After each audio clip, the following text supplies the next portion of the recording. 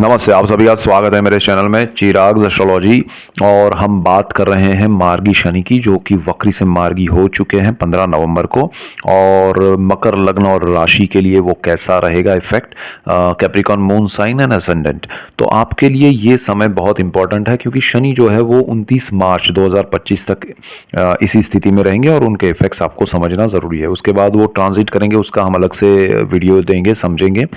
लेकिन ये समय काफ़ी लंबा है, क्योंकि दिसंबर, जनवरी, फरवरी और मार्च 4 महीने का समय है और इसमें बहुत बहुत बड़े रिजल्ट्स मिलेंगे आपको। सो ऐसे ही डिटेल वीडियोस मैं आपके लिए लेके आ रहा हूँ, इसीलिए आपको मेरा चैनल चिराग एस्ट्रोलॉजी लाइक करना है, शेयर करना है, सब्सक्राइब करना है, बेल आइकन ज़रूर दबाएं ताकि आप सबको लाभ हो, और आप सबको लाभ होगा तो मुझे खुशी होगी। यहाँ पर शनि जो है आपकी कुंडली के सेकेंड हाउस में ऑलरेडी ट्रांजिट में चल रहे हैं।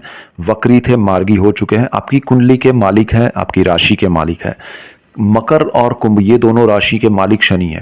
तो शनि मकर आपका लग्न है, आपकी राशि है, और कुंभ में चल रहे हैं। तो ये बहुत इंपॉर्टेंट है, कुंडली का लग्न मालिक स्थिति में आना।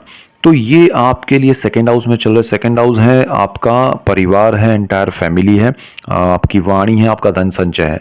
तो इन सारी चीज़ों में आपको वैसे बहुत अच्छा था, उसमें कोई नेगेटिविटी नहीं थी। शनि आपको सपोर्ट कर रहा था। अचानक से रिश्ते बदलना, बदलाव आना आपके घर में, अचानक से किसी की शादी हो जाना, किसी का रिश्ता तय हो जाना, किसी के यहाँ नया मेहमान आना। तो आपके घर में समृद्धि वृद्धि बढ़ी है, और ये सडन चीज़ें हुई है, रिश्ते तय होना, शादी होना। और वो आप सबको बहुत अच्छा भी लगा है, लेकिन उसमें खर्च भी बहुत हुआ है। बट ठीक है, वो अच्छे कारणों से हुआ है। लेकिन अब आप धीरे धीरे उन चीज़ों को संभाल पाएंगे। आपने जो खर्च किए हैं अब वो आप मैनेज कर पाएंगे कि भाई चलो इसमें कैसे हम उसको चुकाएं। तो वो सारी चीज़ें और परिवार का सपोर्ट, एक दूसरे को मिलना, सपोर्ट में आना एक दूसरे के, वो अब और ज़्यादा स्ट्रांग बनेगा, वो बॉन्डिंग अच्छे बनेंगे। सो मकर वालों के लिए परिवार बहुत मायने रखता है, बहुत इंपॉर्टेंट है, और परिवार से ही बहुत बड़ा सपोर्ट मिलने वाला है। और वहाँ बहुत सारी चीज़ें आपके जीवन में प्लस माइनस होगी। तो यहाँ पर आपको जो नेगेटिविटी है वो माइनस होने वाली है, पॉजिटिविटी बहुत अच्छी बढ़ने वाली है परिवार से। आपके सेविंग्स जो है वो लॉन्ग टर्म के होंगे, बढ़ेंगे। और इस समय में वक्री शनि में जो आपने सेविंग्स किए हैं या इन्वेस्टमेंट्स किए हैं, वो आपको रखना है, वो लॉन्ग टर्म के लिए चलेंगे। अगर आपने उसमें कुछ नहीं किया अभी थोड़ा समय, लॉन्ग टर्म से मेरा मतलब है 10 साल से ज़्यादा, और वो चीज़ आपको बहुत बेनिफिट कराएगी।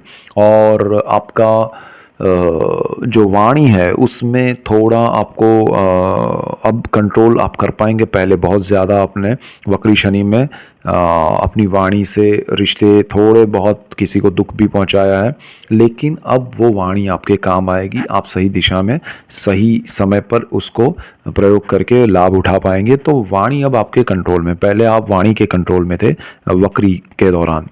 तो अभी ये भी स्थिति आपके लिए पॉजिटिव है। शनि की दृष्टियों की बात करें तो शनि की एक दृष्टि जो है, शनि वैसे 3 जगह पर दृष्टि करते हैं जहां वो बैठते हैं वहां से।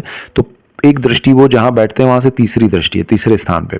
तो आपकी कुंडली में जहां 1 नंबर लिखा है वहां उनकी ऑलरेडी नीच राशि मेष है, 1 नंबर यानी मेष राशि, और वो शनि की नीच राशि है। शनि की नीच दृष्टि वहां थी, वक्र दृष्टि भी थी। तो वक्र और नीच दृष्टि बहुत खतरनाक होती है, उसमें से आपकी वक्र दृष्टि हट गई है।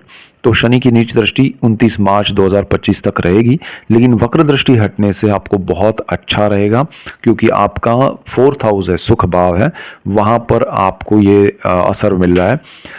आपका जमीन, मकान, वाहन, माता, आत्मा से रिलेटेड जो भी चीजें हैं उसमें आपने पिछले 3-4 महीने में दुख या स्ट्रेस देखा है। जबकि परिवार का आपको सपोर्ट मिला है, परिवार से लाभ हुआ है, लेकिन दूसरी तरफ आप अपने पर्सनल, अगर आपको प्रॉपर्टी परचेज करनी थी, आपने कोई परचेज कर ली है, ज़मीन है या वाहन है, तो उन सारी चीज़ों में, या उस तरह के बिजनेस है जिनके प्रॉपर्टी से रिलेटेड, व्हीकल्स से रिलेटेड, उन्होंने परेशानियां झेली है, उन्होंने स्ट्रेस झेला है। तो वो अब रिलीफ मिलेगा उनको, सारी चीज़ें प्रॉपर वे में होगी। कुछ लोगों को परमानेंट लॉसेस भी देखने पड़े हैं ड्यूरिंग द वक्री Shani for 4th house.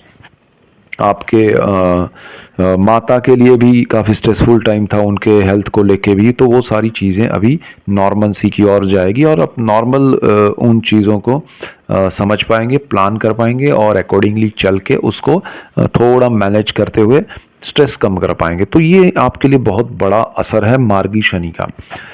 Shani यहाँ पर एक और दृष्टि करते हैं कि आपके बिल्कुल जहाँ बैठे वहाँ से बिल्कुल सामने वाले भाव पे, यानी कि जहाँ पर 5 नंबर लिखा है आपकी कुंडली में, वो कुंडली का अष्टम भाव है।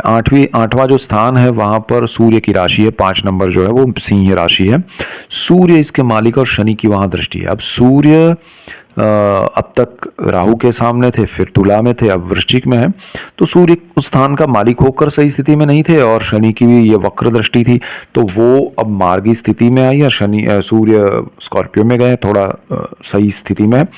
तो यहाँ पर आपके लिए ये अष्टम भाव जो है वो पितरों का है, पैतृक संपत्ति का है। तो पितृ पैतृक संपत्ति, गुप्त धन, गुप्त विद्याएं, गुप्त रोग, उन सारी चीजों में जो स्ट्रेस था वो कम हो जाएगा।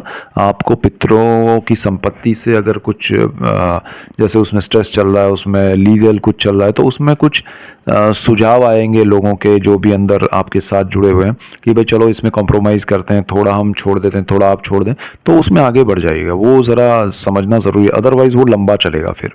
तो यहाँ आपके लिए कुछ अच्छा हो रहा है। आपको गुप्त धन तो कम मिलेगा, गुप्त विद्याएं सडन बेनिफिट हो सकते हैं, लेकिन जिस कि आपको अभिलाषा है, आपको बहुत इच्छा है, वो धन आपको नहीं मिलेगा। लेकिन अचानक से आपको कुछ ऐसा लाभ मिलेगा जो आपको खुशी ज़रूर देगा। तो वो वक्री में भी अच्छा था और मार्गी में भी अच्छा है।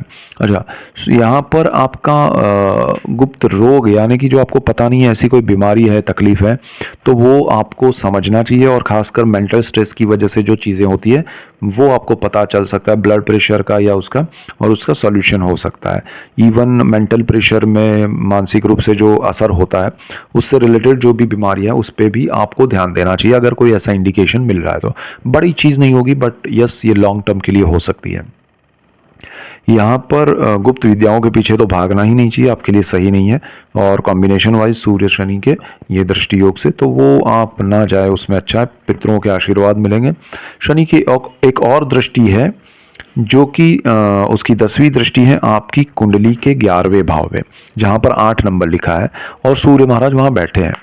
तो 8 नंबर मंगल का घर है, सूर्य वहाँ बैठे हैं, और उस स्थान के मालिक मंगल जो है वो अपनी नीच राशि कर्क में है और काफी समय तक रहने वाले। तो शनि की ये दृष्टि जो है वो वैसे अच्छी है, लेकिन क्योंकि मंगल का कॉम्बिनेशन सारा वो आपके लिए सही नहीं है, तो आपको सोर्स ऑफ इनकम में वैसे नेगेटिविटी नहीं है, लेकिन आपको कोई बड़े निर्णय लेने से पहले सोचना चाहिए।